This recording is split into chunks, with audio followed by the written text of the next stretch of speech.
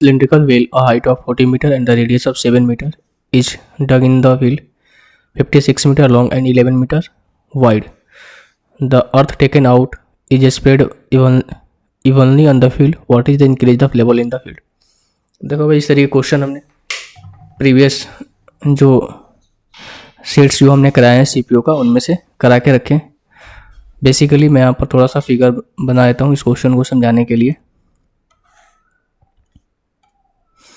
कि आपके पास क्या है, एक रेक्टेंगुलर फील्ड है. ठीक है, इस तरीके से ये हो गया आपके पास एक रेक्टेंगुलर फील्ड.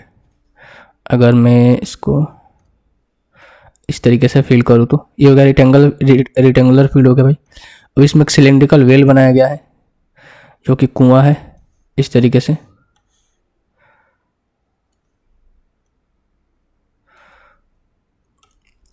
से क्या बनाया गया है, सिलेंड्रिकल वेल बनाया गया है.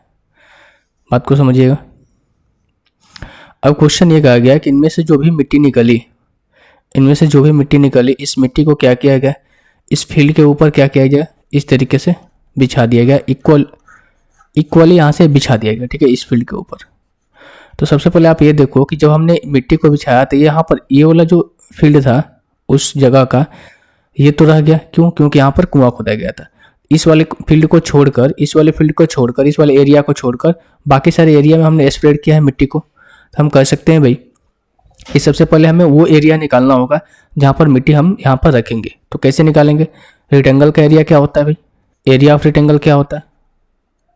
अगर मैं इसका एरिया की बात करूँ तो ये होता है L इंटू बी. और अगर मैं इसका वॉल्यूम की बात करूँ या फिर जो ऊपर वाले जो सर्कल बन रहा है ना, इसका मैं एरिया की बात करूँ तो ये होता है आपका पाई आर स्क्वायर.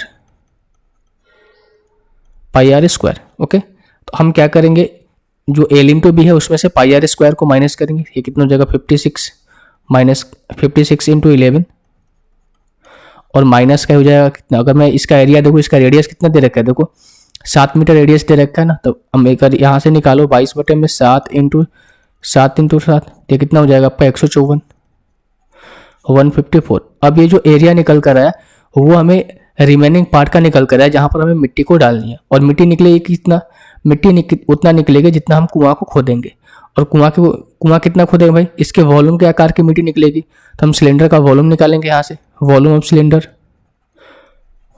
सिलेंडर ये क्या होता है, पाई आर स्क्वायर एच. ओके, तो ये हो जाएगा 22 में 7 इंटू आर कितना हो जाएगा आपका, आर कहाँ गया, आर 7 है इसमें. और हाइट कितना है, यानी कि 40 मीटर गारा है ना, यानी हाइट इसकी कितनी हो जाएगी, 40 हो जाएगी. अगर ये हो जाएगा कितना आपका 154 इंटू 40. अब यहाँ से ये मिट्टी निकाली गई और इसके ऊपर बिछा दी गई. ये मिट्टी इसके ऊपर बिछा दी गई. तो आप हमें ये बताओ भाई, जब हम इसके ऊपर हम मिट्टी को बिछाएंगे तो इस रेक्टेंगुलर पार्ट का जो रेक्टेंगुलर फील्ड है इसकी हाइट हो जाएगी, एक हाइट हो जाएगी ना. जब इसकी हाइट हो जाएगी तो हम यहाँ से हाइट को निकालना पड़ेगा. यानी कि हम टोटल ये अब रेक्टेंगल ना बन के क्यूबॉइड बन जाएगा, यानी कि घनाभ बन जाएगा जिसकी एरिया होती है L into B into H. तो अब यहाँ से देखो भाई, ये जो हाइट है वो किसके बराबर होगा, इसकी हाइट के बराबर होगा. यानी हम कह सकते हैं कि 56 इंटू 11 माइनस का 154. ओके, और इंटू एच, यानी कि इसकी जो हाइट होगी ना कुछ एच, ये किसके बराबर होगा, 154 इंटू 40 के बराबर होना चाहिए. कुछ कट रहा है क्या, 11 से कट जाएगा. 11 कम 11 चौक 44, 11 से ये 14 बार में कटेगा, 11 से आपका ये कट गया. और वैल्यू कटेगी 4 से कटेगी क्या, 2 से कटेगी, 2 से कटेगा 7 बार में, 2 से 7 बार में, और 2 से कितने बार में, 28 बार में. 7 से भी कट जाएगा तो क्यों ना 7 ही से काट लेते हैं ना. 7 से कटेगा कितने बार में, 2 बार में, 7 से ये भी 2 बार में, और 7 से ये 8 बार में. 14 से भी कट जाएगा. यार मैं क्या ही कर रहा हूँ.